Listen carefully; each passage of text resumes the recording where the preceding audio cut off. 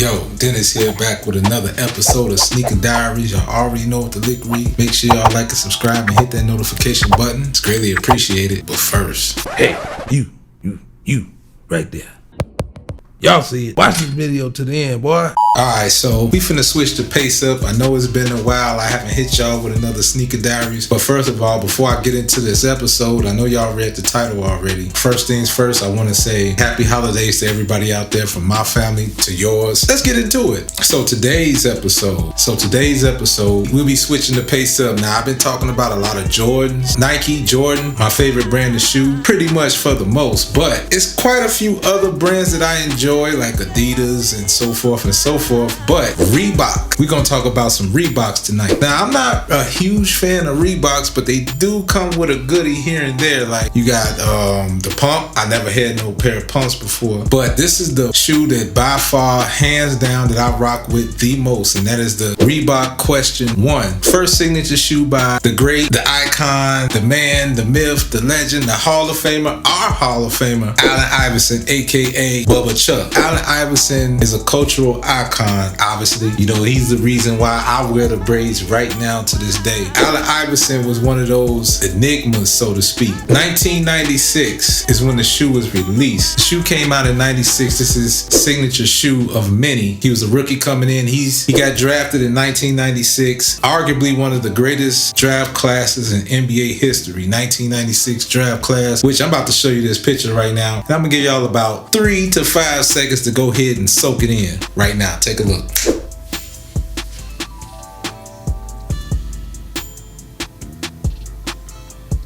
Now anyway, I've been up on Allen Iverson like everybody else back then. Now, as a basketball head, 95, 96 is when I actually fell in love with the game as far as picking up a basketball for real and actually taking a stab at it. Man, you know, when we was kids, we played pickup games throughout the years. We always been basketball fans and all of that good stuff. But to pick up a sport, some kids picked up baseball, some kids picked up football, and so forth and so forth. Basketball was my favorite sport and my main sport. This is when I actually took the games a little bit more seriously and used it as a form of therapy, as a form of outlet, so to speak, which I will get around to in a minute. But let's go ahead and break this shoe down. Now, at the time, Reebok and Allen Iverson released the Question 1, which was the first shoe that I seen back in 96 was the blue toe. Now, the blue toe, I think, was the first one to come out that we've seen, followed by the red toe. Now, when I saw the red toe, red just happens to be my favorite color, and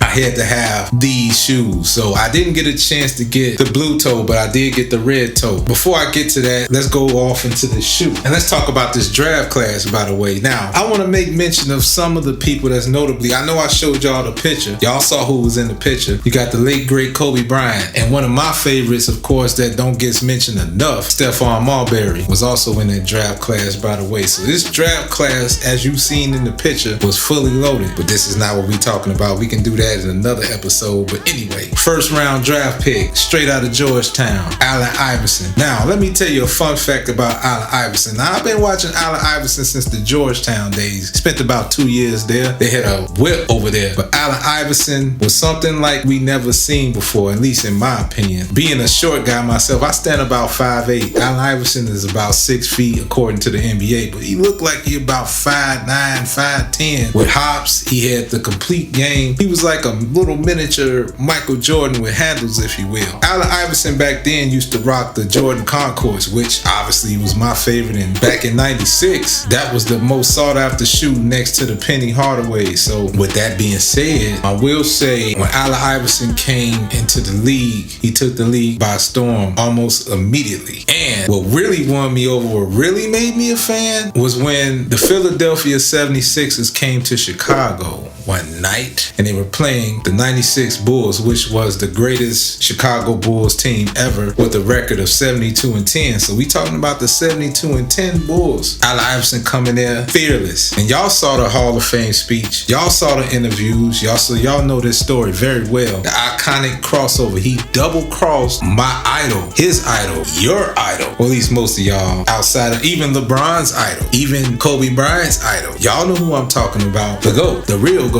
He gets him top of the three. Give him a little tapped them one time, rocked them again, shot the midi, nothing but net. Mike comes right back down. Well, y'all know how that won. The Bulls won, by the way. Allen Iverson, it's nothing more that I could tell you about Allen Iverson, the man, the legend himself. Y'all know about his game. Y'all know about his accolades. Y'all know what he did. But this is not what this is about. We're going to talk about the question number one. Now, if you see this shoe, I was in middle school at the time, and it was only two shoes I ever seen anybody rocked. And I wasn't a big, like I said, I wasn't a big fan of Reeboks. Everybody was pretty much rocking Nikes and Jordans. But that being said, when we saw that, we was like, man, I got to have these Reeboks. I gotta have me a pair of question ones. Now, such an odd request to ask your parents. You didn't really see too many people, but that shoe literally moved off the shelves. And to be a Reebok shoe speaks high volume, if you know what I mean. So what I did, this was one of many shoes that I bought with my own money that I had to have. So I had to get them question ones because everybody in school, or at least the basketball players, was rocking. If you wasn't rocking the Concords, you was definitely rocking the question ones. And being a point guard myself, all short people always end up being point guards or a combo guard these days. And at the time, I wasn't on the basketball team or anything. Actually, I was playing for the YMCA at the time. I was playing with, they had teams back then. So I used to, instead of playing for my school team, because our school team was pretty stacked and we had a lot of players going into our middle school at the time. And getting a spot on that team was pretty scarce, but the coach was looking at me very fondly, but he didn't have a spot for me at the time because, like I said, you know, the point guard slots was already hooked. But next year, that was a different story. 96 was definitely symbolic to me because I fell in love with the game for real in 96. And not only that, this was a year in, I lost my grandmother in 95. Not sure if I ever mentioned this before, but I know I've mentioned this countless times over and over again. And I was pretty close to my grandmother. My grandmother died of cancer in 1995. I was 12 years old. At that time, this was the year, which I'll talk about on This Is Not a Podcast, but this was 95 was the year I quote unquote jumped off the porch, so to speak, if you know what I mean. You can say that's when my rebellious stage started when I was a youth, because just grieving, you know, we grieve a lot of different ways when we lose a loved one. So it's not really a timetable on grief. As a kid, you know, some kids act out sometime, and not necessarily I act out, but I really felt like it was me against the world, so to speak, because I didn't have the greatest relationship with my parents, because I started feeling like a loner. I think that's when I became a true introvert in 95. But when 96 came along, I began to realize that I needed an outlet. That outlet was basketball. Going to a school like Rosa Parks, it was like going to a gladiator school, so to speak. I never seen it that many athletes at that age range was so good. That's when the first time I seen all these guys was, you know, tall, dunking. Like dunking, you had guys 6'4", 6'5", 6'6", 6'7". Then you had guys that's like 5'8", 5'10", dunking, shooting threes, had like a complete game. They was pretty much prepping for high school. These are guys that was pretty advanced when it comes to the game. It wasn't too many short people that were about my size at the time, because I was pretty short. So like I said, I'm 5'8". I was a shorty at that time. So when gym time come around, the basketball coach at the school was actually our gym teacher as well. So when gym come around, we would scrimmage, and they would also make the announcements throughout the day with the team, and the assistant principal would always make the announcements on the speaker about who scored what, like almost like some sports analysis. Like it was like our own school version of ESPN First Take, and we would get the stat line, we would get the box scores from all the kids, all the stars that stood out on the basketball team from 6th, 7th, and 8th grade. You would get all these cool highlights and stuff like that if you wasn't at the game. But then when you go to gym, gym time was like showtime. Like we ran scrimmages, we did a lot of different things. So I would play the sideline, and we had like, you know, in some big gyms, you know, they got side rims. So they would have a pickup game on the main floor, and you had the side rims. And so I would shoot the same shot every day.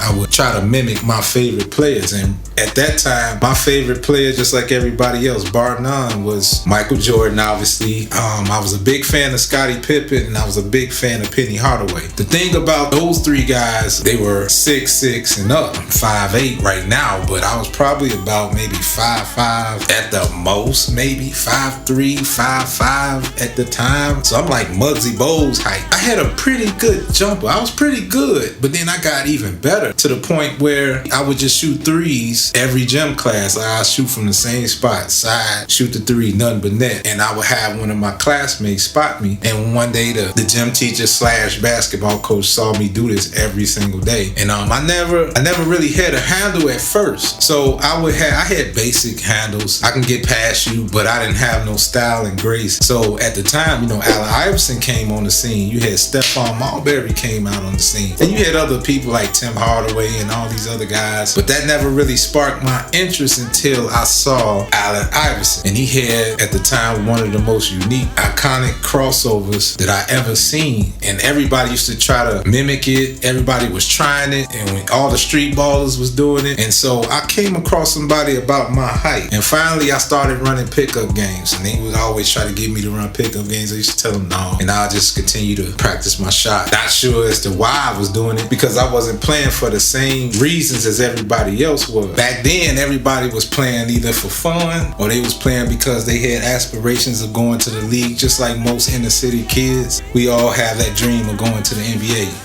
I, for one, at that time, didn't have no aspirations of going to the league or even trying to make somebody's team. I was playing for a whole different reason. Like I said, I jumped off the porch a year prior, so I was merely just playing to stay out of trouble. That's the reason for picking up the game, was to stay out of trouble. And that kind of carried me all the way along through high school. Even after that, by that time, I already had a feel for the game already at that time. And like I said, everybody was practicing the crossover then. Now, if I was playing for the same reasons as everybody else, then I probably would have went a little bit further, I guess. I don't know. But now, and no cap, I was actually pretty good. I was really good. After going through, I always played at the YMCA. I always had a shot. I just never took the game serious until about 96. And with that said, this guy about my height, he used to just cross me up. We'll play one-on-one in gym every day, because we had gym every day. So he would always hit me with the Iverson. So until one day I said, man, how can I defend that? I said, man, you got to show me that move. Until he just kept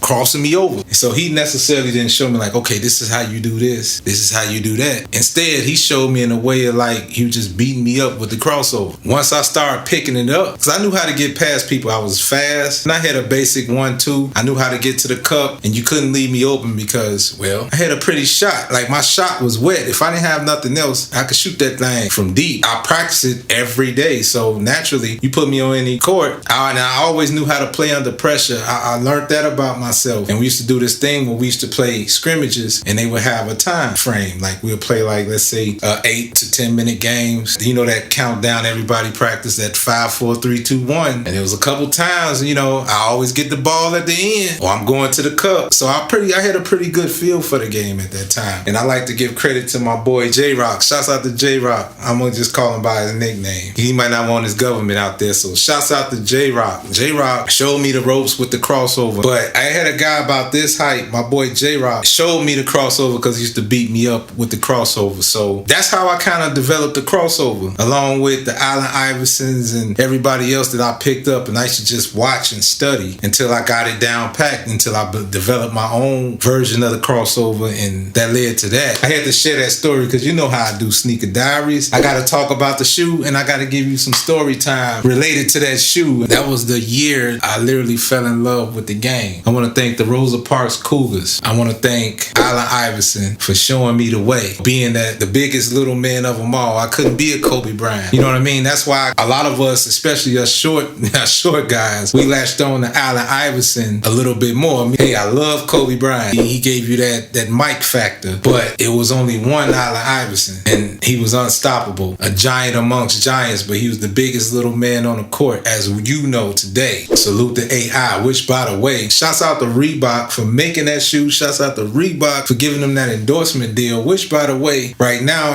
just recently they announced that one of my favorite big men of all time, Dr. Shaquille O'Neal, is the president of Reebok basketball, and first order of business was to elect a VP. Who is that VP of Reebok basketball? That's right, you guessed it. My boy Bubba Chuck is now the VP of Reebok basketball. Now, how about that? So anyway, shouts out to the question 1. They had plenty of colorways along the way. They still remaking the colorways to this day of this particular sneaker. Yeah, so I think I kind of covered everything right now. Sorry for the mix-up. Sorry for the delay. So anyway, I'm going to go ahead and end it right here and be on the lookout. I got more in the clip. I just haven't got around to them. So I got more in the clip. So buckle up. We're going to start revving up. 2024 is definitely looking promising. Make sure y'all like and subscribe. Hit that notification button. And as always, keep God first. Stay sucker free. And by all means, get to the money. Peace and love. Stay healthy. I'm out this joint. Peace.